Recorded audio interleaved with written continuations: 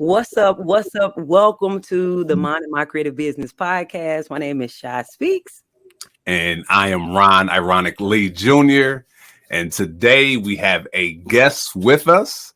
We have Miss Lorraine Kamesha, who is a serial creativepreneur. She has several businesses, one being a writing business for college students. She also monetizes her content creation on social media, IG, Instagram, things like that.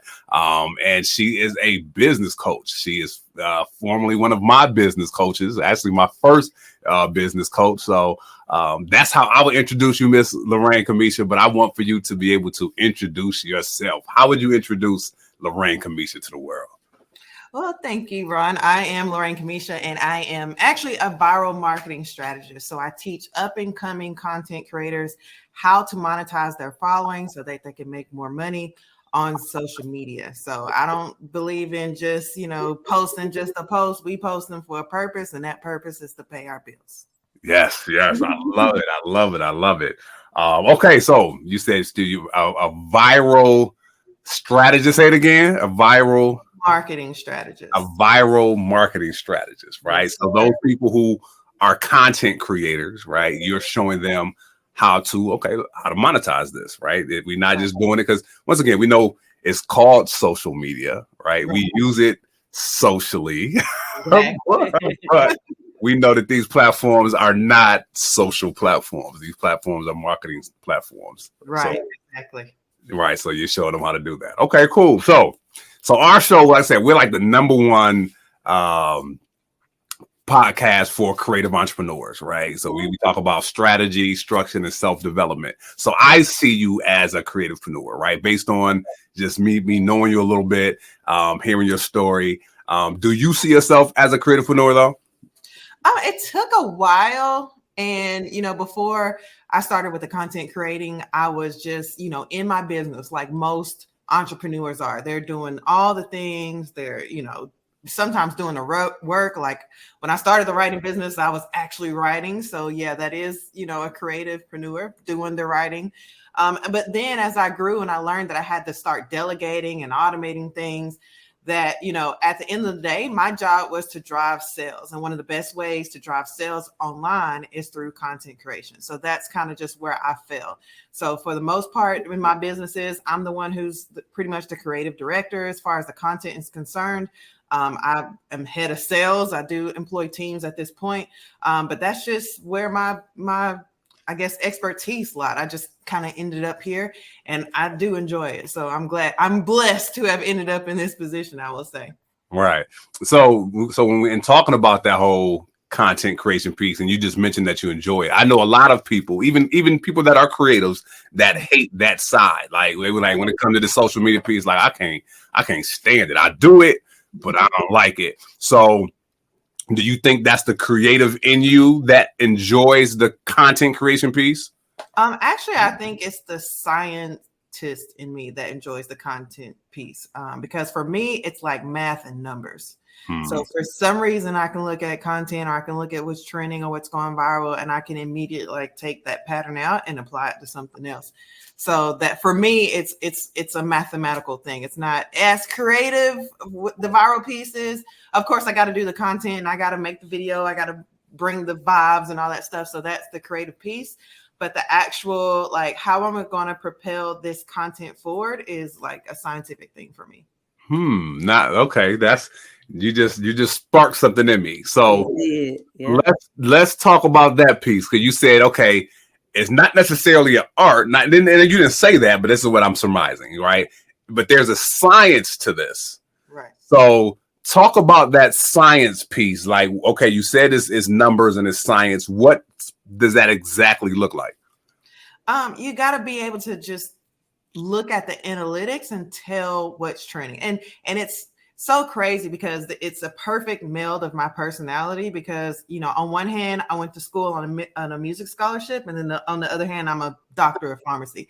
So, the chemistry and then the music and then, the biology and then the scale, so it's always been this duality for me. So Wow. it's the content creation piece. It's just being able to take a look at those analytics, connect what the math says, the deltas, what's the change over time, what time factors go into, the views and the followers. And, if I do this type of content, what is going to give me the biggest return? Being able to break that down and being able to not do based on luck or create based on luck, but create based on, okay, I know that if I do this, this, and this, I should get this in return. Wow. Wow. So what you said that you added that on there. You said she didn't say it's not art. She said there's a science as well. And that's why when you go to school, you get a degree, a Bachelor of Art and Science. It's an art and science combined.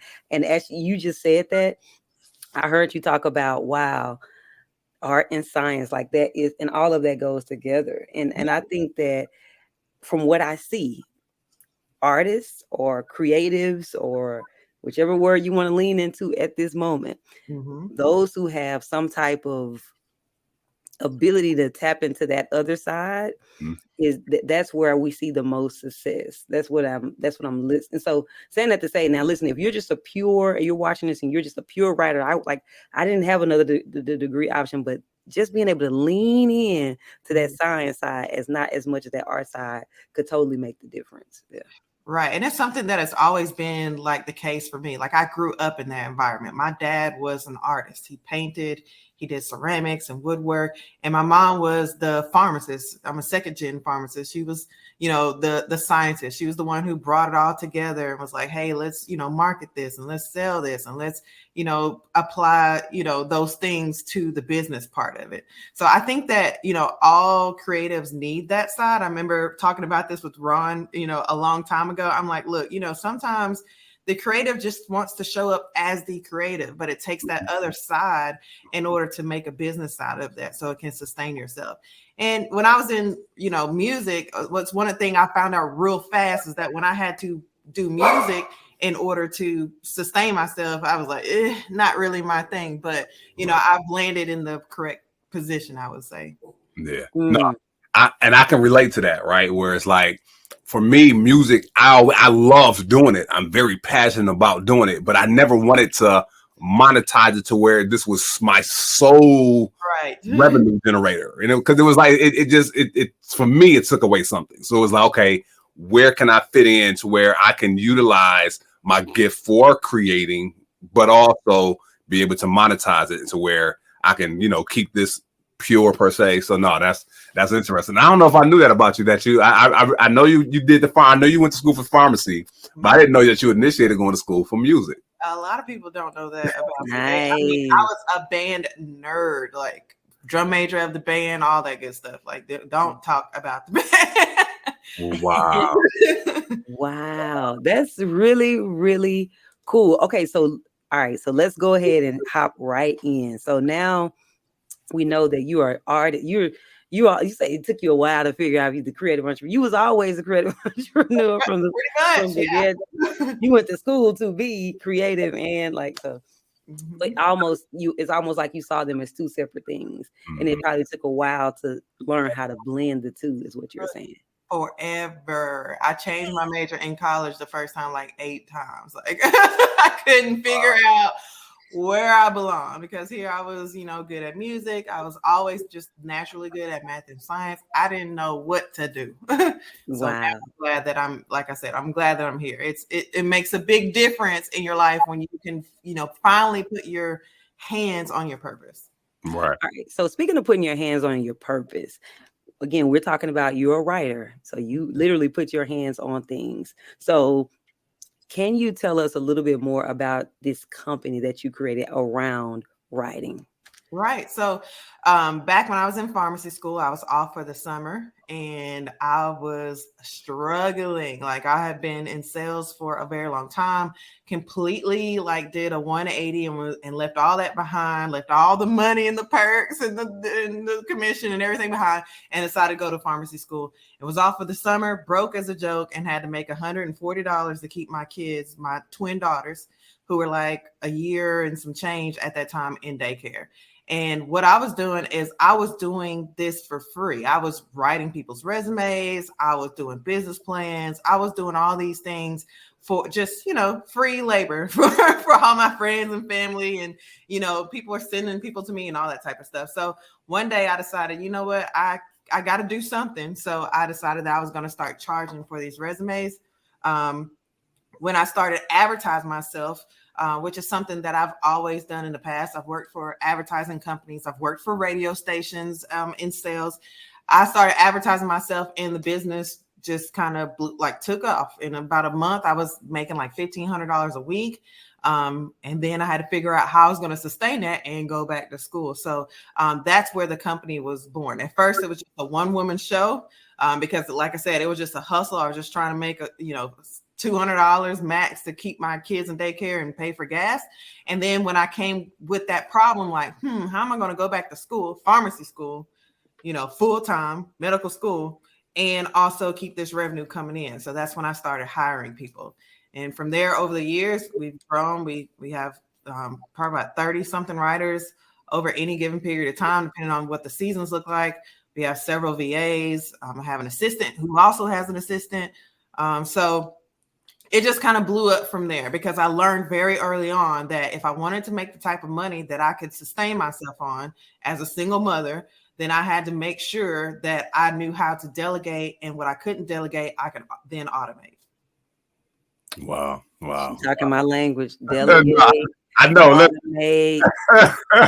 You're right. Scale. All of these things are sounding really great. We're going to be talking about that a little bit more, about some of the things that you did to scale. How do you actually delegate? How do you automate? So many people have so many questions about that. Like, okay, if I'm not writing it, if I want to get anything written well, I got to write it myself. That could be your philosophy. So for all the writers out there, we're going to get into how you get to the point where you're able to delegate. But Ron, I want you to lean in a little bit and inquire about the branding behind this company. So the name of the company, how do you get to the point with, all of that? And I say Ron because Ron loves that. He nerds out on that type of stuff. So, but no, that's a great question, right? So you start out providing the service, and then you realize, okay, oh great, I'm generating revenue. Like I said, you were just trying to get 147, and you got 1,500, right? So now it's like, okay. Now I have to pull some other things in place in order for this to work. But then at what point and when did you start to say, okay, wow, I need to be able to brand this? And actually, you said you had some sales background, so you knew sales and marketing and things like that. But at what point in time then does that stuff come into play? Honestly, I didn't build my first website for that business until maybe 3 months or so in. And it was really just because I needed it to do something for me. And I've talked to Ron about this before. I don't believe in having websites that do absolutely nothing for me. It makes no sense.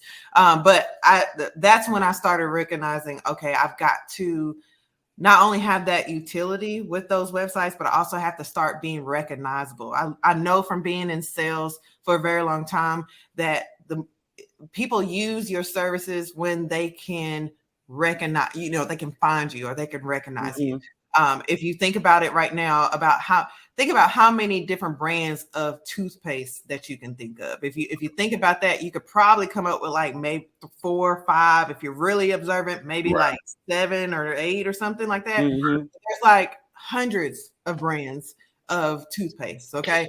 I didn't want to be one. I wanted to be in that 4 to 5. I didn't want to be in that 100 that nobody knew about. So that's when I finally started to connect in. But honestly, it was such a hustle for me at the beginning. I mean, you got to imagine, I was in school with twins, full-time pharmacy school. I mean, we're the top pharmacy schools in the country, Mercer University, afraid to flunk out.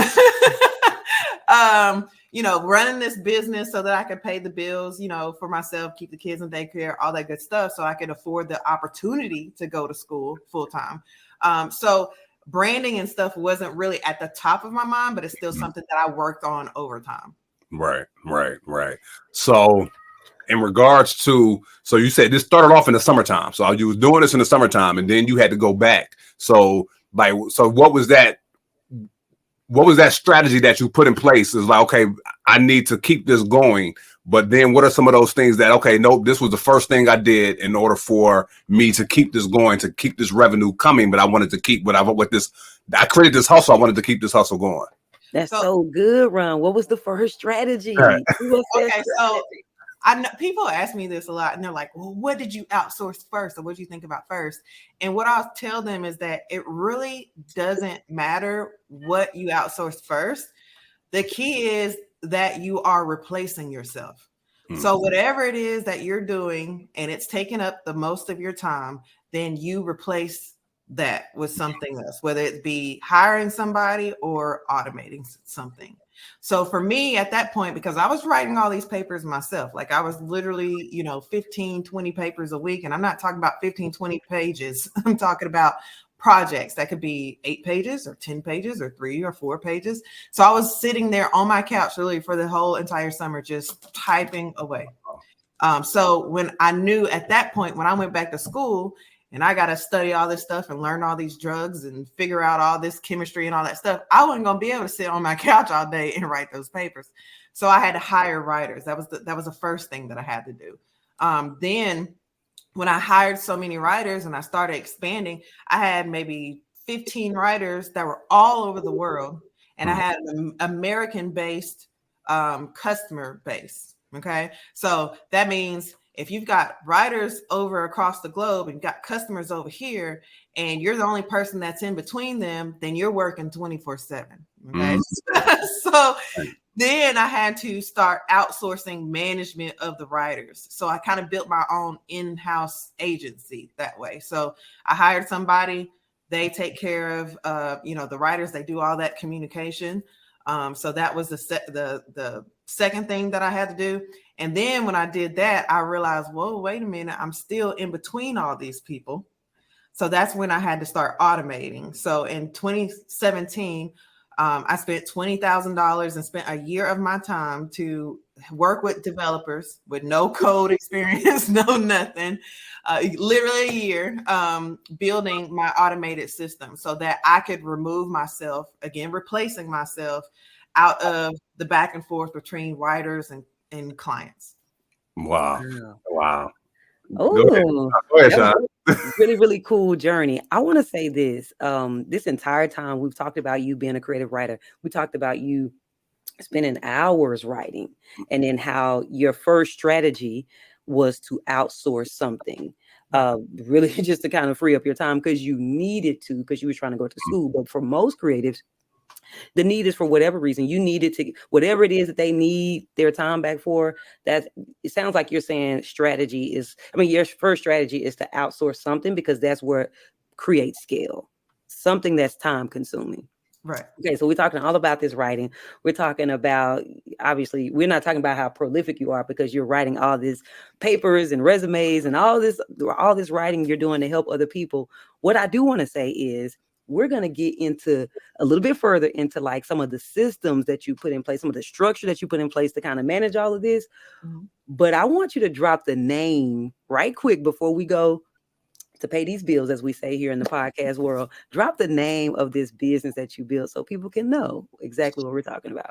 Sure. There's 2 sites, universitywriting911.com and gradeseekers.com. Those are the 2.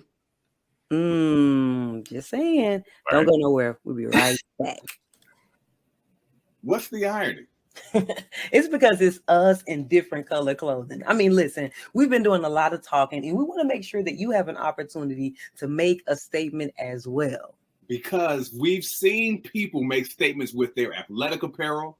We've even seen people make statements as entrepreneurs. But one thing I haven't seen is somebody make a statement as a creative entrepreneur. So what we have done is we have given you an opportunity to make a statement as a creative entrepreneur. Okay. So if they want to make sure that they're rocking that creativepreneur gear, where can they go get that? You can go get that gear from whatstheirony.com.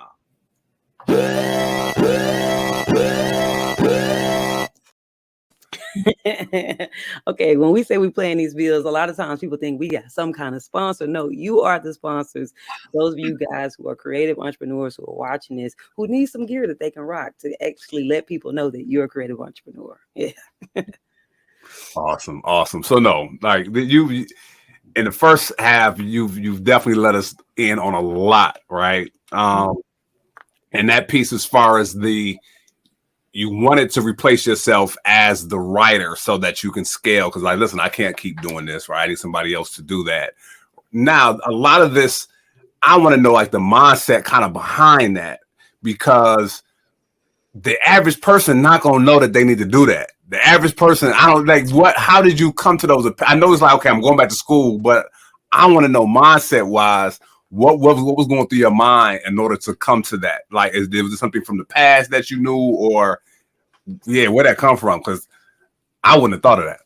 So again, it's the math for me. So I've always been somebody that is real focused on the numbers, and it's just natural for me. But also when you've been in sales for as long as I had been by that point, you're always looking at the run rates, you're looking at the percentages, you're looking at your close rate, you're looking at all that stuff. And I guess I just came into my business with that. Okay. So, and I've done this before on some of my lives and on some of my, masterminds and stuff like that. But I talk about the difference between doing everything yourself and then outsourcing. So the math works out like this. If you have a job or let's say something that you can do for somebody else and you charge $100, right? And at capacity, meaning that you cannot do any more, for whatever reason, you can only do like 20 of those a week. If that is the case, then you can only make $2,000 per week, right? However, if you hire 5 additional people who can do exactly what you do, and they can each do 20 of those same jobs, and you charge $100 for that job, then you're looking at what, $10,000, I believe it works out to be a week, and you pay them, let's say 50% of the job, then you just took your revenue from $2,000 to $5,000 a week, and you removed yourself from having to do all that work. So for me, the math just always made sense. I needed to know that I was going to be able to pay my bills, still go to school, my kids were going to be taken care of, and that I could still, live a comfortable life. Because one thing I don't like to do is struggle.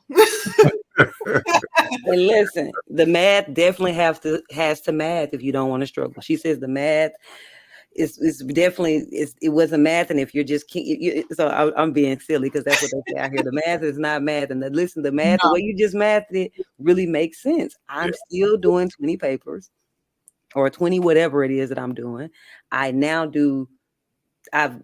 like brought in way more people because I have these other people that are doing it as well. I increased my income, but I had to share the income with the people who are helping me do it. But I'm making more without having to do more. It doesn't matter to me. I mean, one year we went viral on TikTok with my business. The first video I posted on TikTok of my business, the writing business, and we went viral. And at one point we made up to $27,000 in a week. And I was writing like a check for $13,000 of that to my team. Do you think I give a damn if I'm making $14,000 a week and I got to write a check for $13,000 a week? I don't. You can have the check. Everybody can eat. I don't care. I was sitting, taking care of my babies. I believe. No, I wasn't pregnant at that time, but I was chilling with my babies. We were homeschooling. I was doing what I do. Yeah, no, and I heard it say that they say that 10% of a watermelon is greater than 100% of a grape. That's true.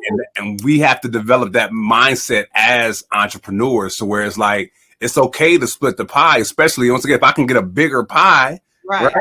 I would never be able to make $27,000 a week on my own. Back when in 2013, when I started the business, I was doing all the work. My max was probably about $1,500, maybe about double that because my prices were a little bit different back then. That whole thing where you don't realize what your worth is and you undercharge and all that kind of stuff. I had to go through that too. Okay. But once I got over that, I still wasn't going to be able to make that type of money. It's just impossible. Yeah. Wow. And honestly, so Ron, you were asking about the mindset, and the mindset is really, you talked about it being math, and I loved the simplicity of that, because sometimes when we talk about mindset, we're thinking like, what do I need to tap into? And what do I need to listen? Just do the number. So I love that. That's really, really cool. I love it. I think, okay, so I have so much that I want to inquire about with you with this business. And so the first thing, Ron and I are using this terminology so that you can scale, but you really weren't trying to scale as in grow the business. You were really just trying to get your time back so that you can apply it somewhere else, which is technically scaling. So if for some people that just start right there, like just get your time. Don't worry about I'm gonna try to bring in all these. Just figure out how to get your time back, and that will help you scale. Just keep it simple. All right. So now you talk about bringing on these other people. You said 5 other people. Back in your case, right, with a writing company, if we bring on 5 other writers, okay, there has to be some type of structure or some type of system or something that has to be in place that allows you to then communicate to these other writers that, hey, you became a conduit, right? But what needs to be in place for a person, or what do they need to do before they're able to even delegate something out and outsource stuff? Yeah, I mean, the communication piece has to be on point. So that was probably one of the first things that I set up. Like, what are we going to do to be able to communicate with each other?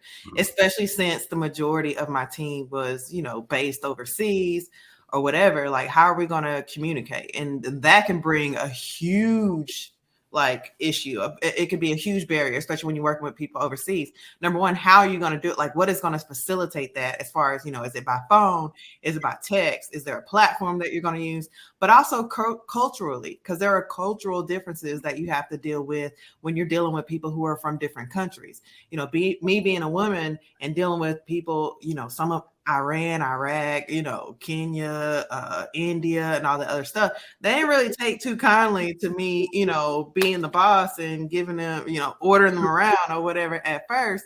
But you got to kind of get over that. So I would say that communication was like the first system and process that I had to put in place. Okay.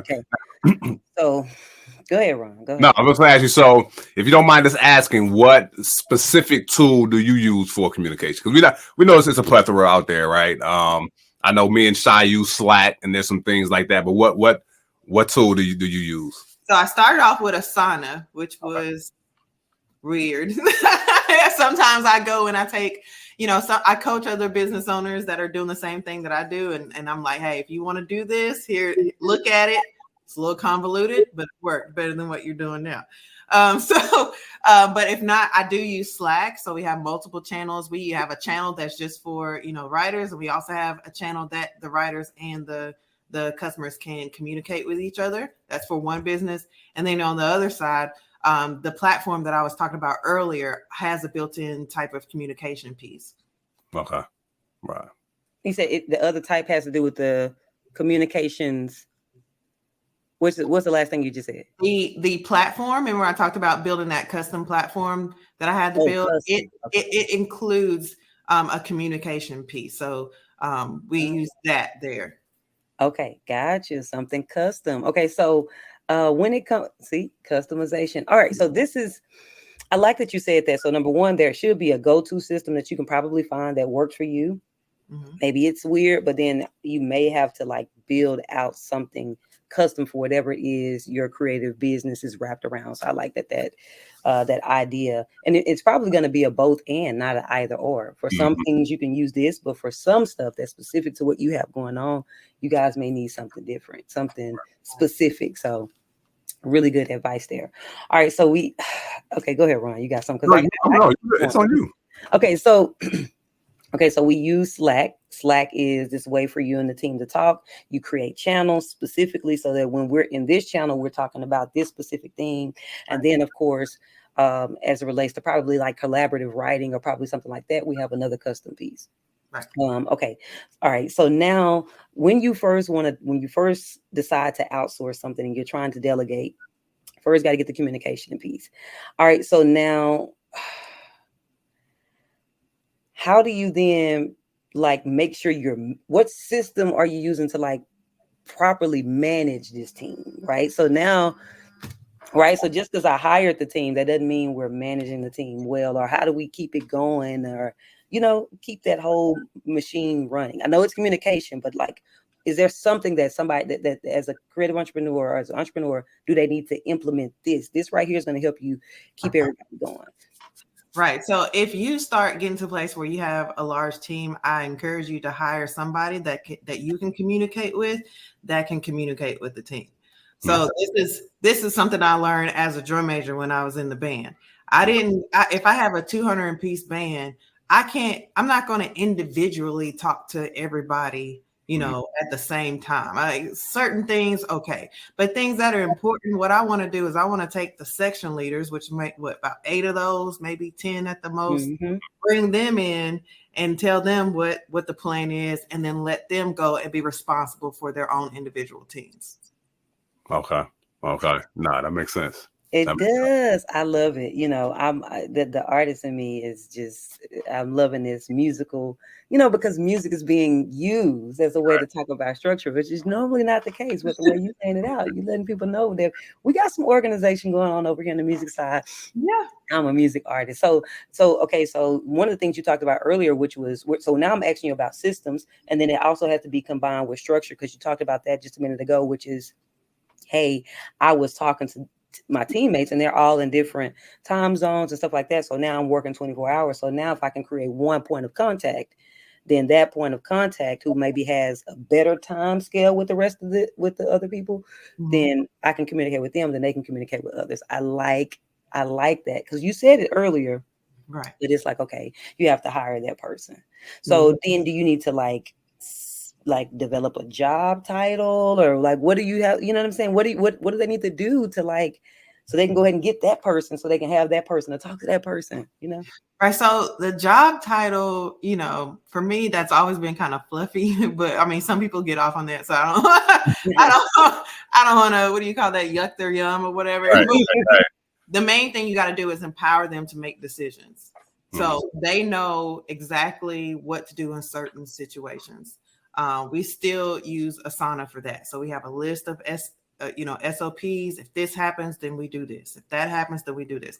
And anytime something new comes up, then we go back. After we solve the issue, we go back, we write up a new SOP. So now that when something happens and I'm asleep, or I'm with the kids, or I'm, across the world and you can't reach me, then y'all know exactly what to do. You should only have to touch me in dire situations, or situations that we haven't discussed yet. Ladies and gentlemen, we introduced the SOP, okay? The standard operating procedure. Right. Lorraine, you really giving it to him right here. No, listen, that's what I said. That's why I'm like, we got to get her on the show, because she is, when it comes to delegation, automation, and all that, like, yeah. So when I say we introduce the standard operating procedure, she said the SOP. So the SOP, for some who may not know, is the standard operating procedure, which is a set of instructions that we use within our business to be able to communicate what happens in any given scenario. Right. So that's why she's saying, so if that's there, then we don't need to contact me, the person who's the founder or the president or the initial person, who they won't have to if you actually have it listed out on, this is how we handle this thing. When this person comes in through payment, this is what happens from here. If you run into this scenario, we do this. If you run into that scenario, we do this. And she gave the tip on, not only do you need to have the standard operating procedure, so everything that you do should be written down, but also go back in and update the stuff as issues come up, because like, right, issues will arise.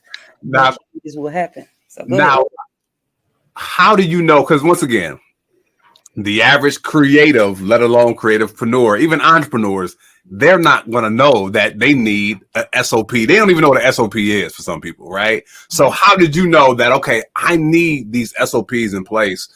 So at what point in time did you know that you need them? And then how did you know how to actually create one?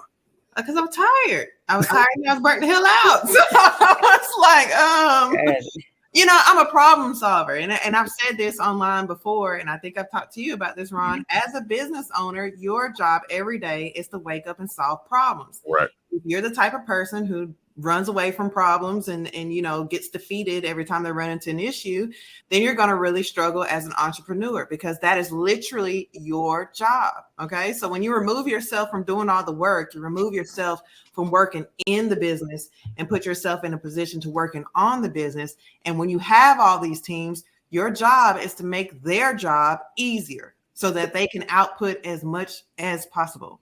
So when I ran into this problem, I said, wait a minute, I'm tired, I'm burnt out. I'm not able to hold up my end because I do have a job. You know, my job is sales and marketing, content creation, the creative stuff, the systems, making sure the automations and stuff are tested and working properly. So I do have a job. And if they are constantly just bombarding me with all these things, then I can't do my job. And if I can't do my job, they can't do their job, then the whole system falls, right? So I knew that I had to document this stuff, write it down so that, and make it easily accessible for them so that we're not, you know, having what they call in science and chemistry, the rate limiting step. You know what I'm saying? What part of the process is going to be the rate limiting step, the one that's going to slow everything down, you know, before the output can actually occur. Wow. Right. Come, y'all better lean in on this science and math. She letting you know it'll help you in your business. Right. What is the bottleneck is what we call it in the operations world realm. What is everything is flowing through the conduit smooth, and then all of a sudden something is slowing down. Where it's slowing down, you need to start writing some SOPs about that, because we don't want this to be a slowdown anymore. We want to open this back up so businesses can continue to flow. I love it. I want to say this. You guys are listening to someone who started the University Writing 911 or University. Yeah. Right. So we told you about that. And we're asking all these questions about, hey, what about this? Or can you tell us about that? What system do you use here?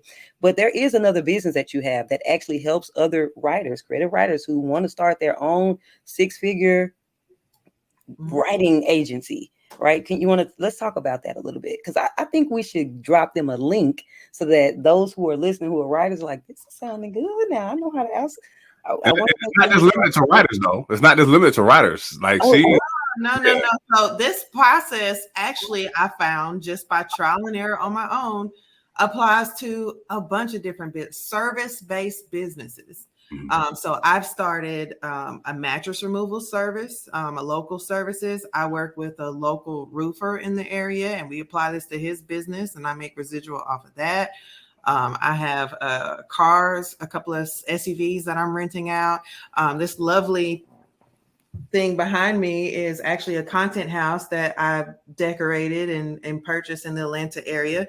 We've applied it to some of the services and things in there as well. So the process is something that you can take out and you can literally use for service-based businesses.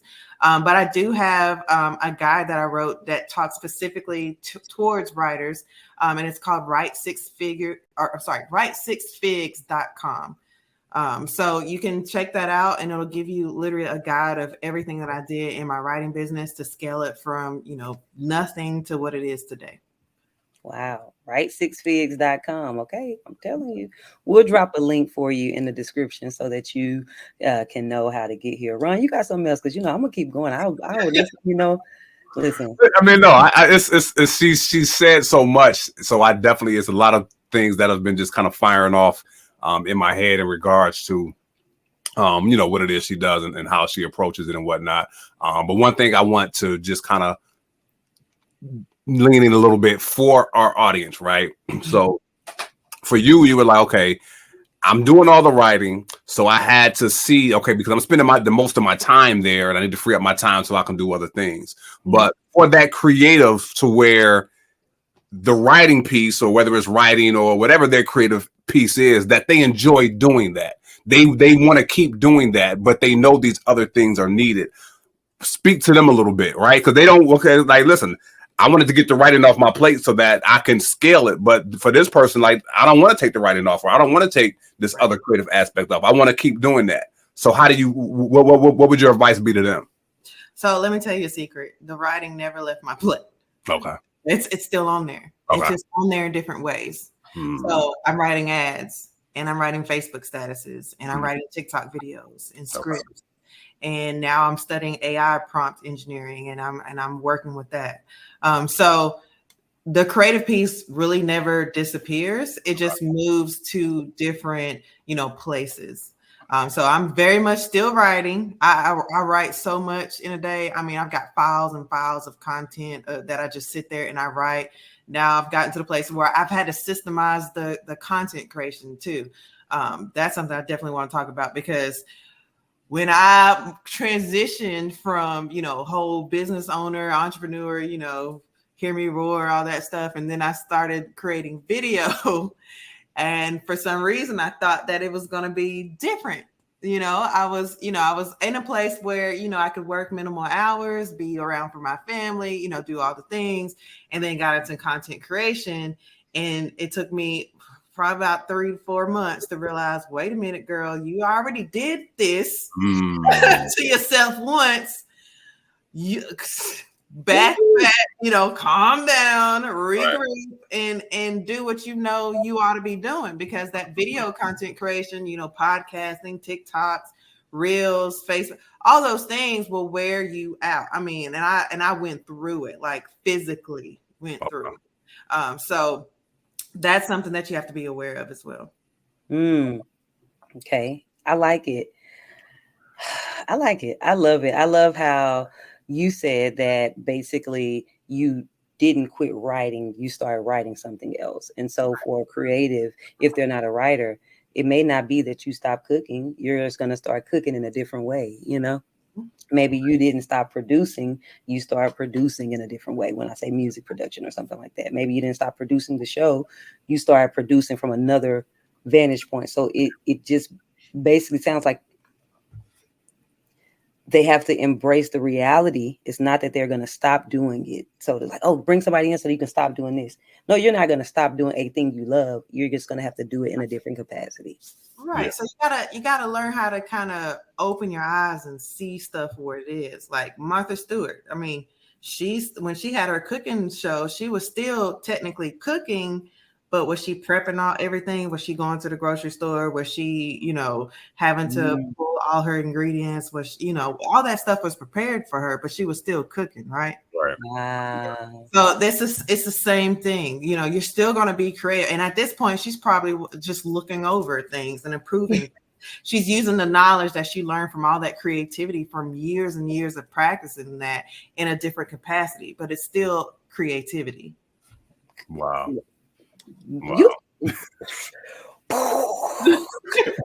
Martha Stewart is a creative entrepreneur. Okay, yeah. I get too excited about this stuff. But no, that is so true. There were aspects of that.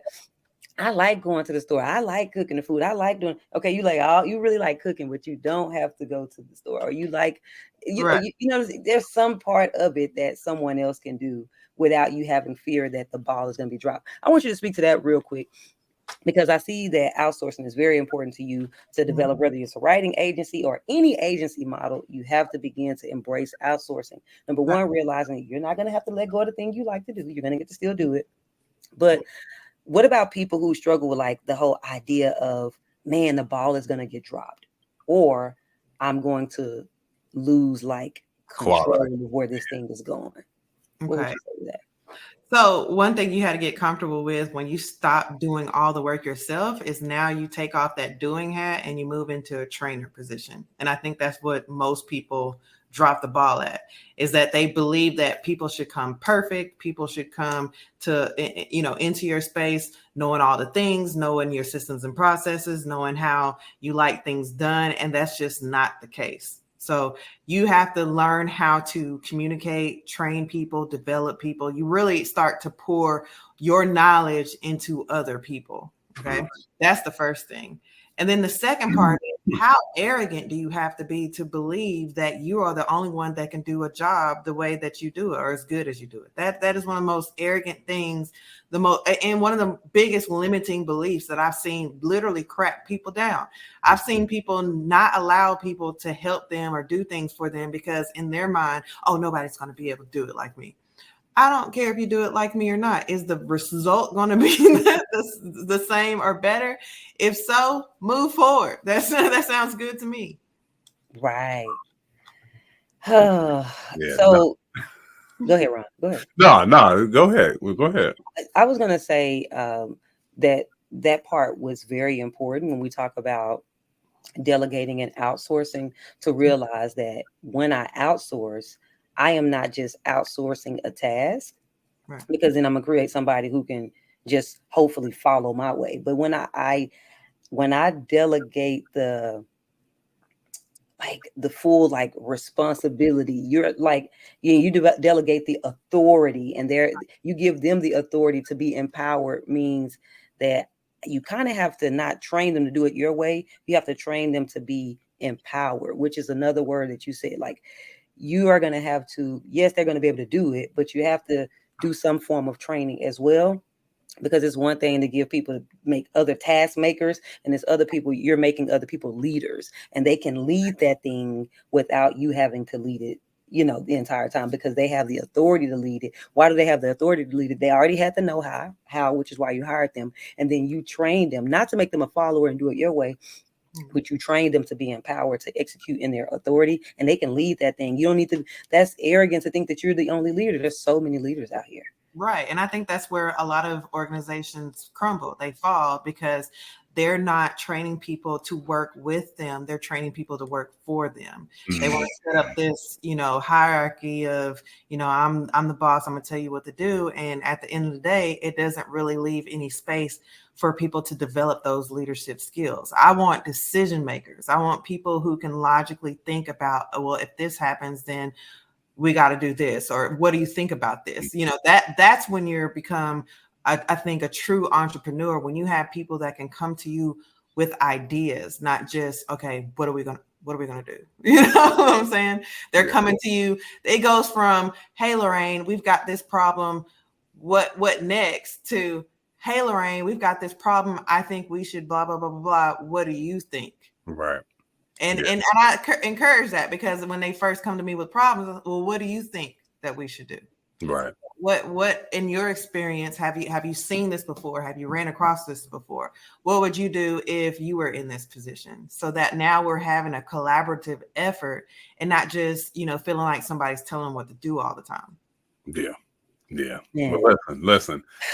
I want us to keep going, but we are at the point of the show where we're going to wrap it up, right? But this has been a phenomenal interview. You've given so many gems and jewels, and I'm hoping that you guys are listening to what was shared. If you need to go back and listen. Make sure you're taking notes, because she was definitely dropping some gems and jewels on how you can effectively run and grow and sustain and all these things in your creative business. So thank you for your time. We're gonna have you come back, because I do want you to talk about that content piece, right? I think that's the media piece. Drop one gem.